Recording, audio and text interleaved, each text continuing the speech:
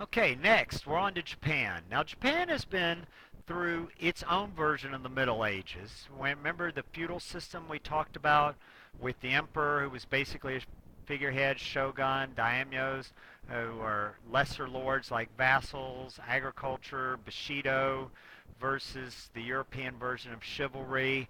Um, Remember we talked about the warriors and all that. So we've talked some about Japanese feudalism, but one shogunate, the Tokugawa, emerges as the most powerful. And Japan has been focused, that's what number one here is, describe the efforts of the Tokugawa.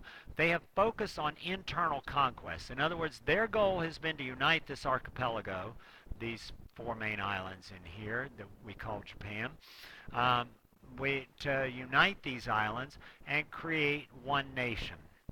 And it started centuries of the Tokugawa shogunate. They've put an end to civil wars.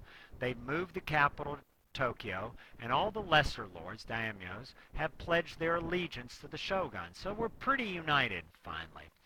Okay, next slide is going to deal with what did they do about the Europeans? What was their reaction to the Europeans? Well, initially they welcomed the Christian missionaries too, because initially as the new shogun Tokugawa emerges, they are one of their main rivals are the Buddhists, and so they see the Christians as a balance of power with the Buddhists. As I've got here, shoguns actually encouraged their growth. Jesuits believed they were making great progress in westernizing Japan. In fact, one of the emperors, the No guy there, actually started dressing Western, and probably you had about 300,000 Christian converts. But when he dies, the next guy to take over, Hideyoshi, I think, I'm not sure, he doesn't really care about Christians, but then he decides to outlaw Christianity. That's what I've got written there in red.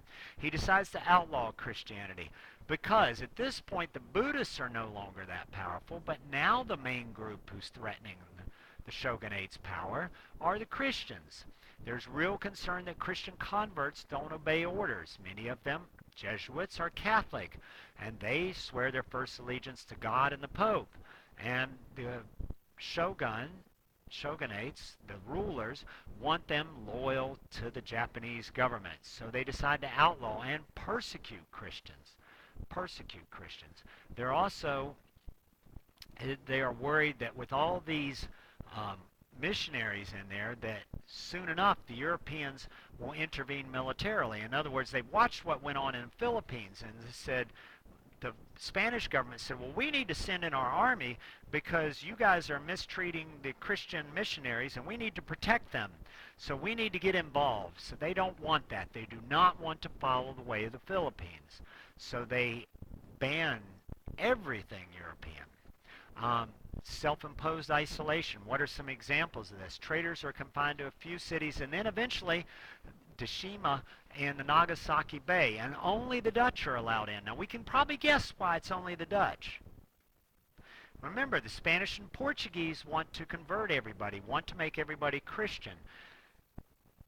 The Dutch are more about making money, and they are a little easier to get along with, so they allow the Dutch in. Spanish ships are forbidden to, let me back up. Japanese ships are forbidden to trade or to sail overseas. They they don't want to have this contact with the outside world. Western books are banned, and foreigners who visited Japan could travel and live in only a few areas, really here around the Nagasaki Bay. Now, I will say there is one exception. We're coming up on that. Is self-imposed isolation. The idea that the Japanese adopt is they go to a school of national learning. Did I say natural? Sorry. School of national learning. Okay, and this starts to celebrate everything Japanese. They celebrate Japanese unique history.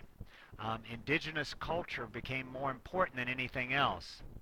Um, if I say Japan's unique history and its indigenous culture, you can guess what religion has replaced Christianity. Now, there is still Zen Buddhism.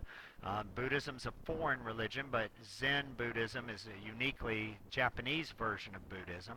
And what other religion, stop and think about it a second, what other religion, native religion, did you guys study last year that will pop up in popularity and become much, much more popular?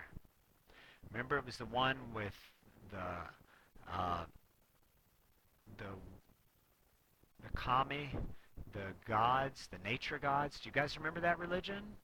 That's right, Shinto. Shinto was. So Shinto becomes a very popular religion. And members of the elite, though, now I need to emphasize number 3 here. Members of the elite continue to follow European scientific and military achievements. There is still an interest in learning from the Europeans about science and military. They are not impressed with European culture, European religion. They believe the Japanese culture and religions are the best, but they do continue to follow European achievements. And that will come back in the 1800s. That knowledge will come back to benefit them. All right, thank you for your attention, and we're done with Chapter 22.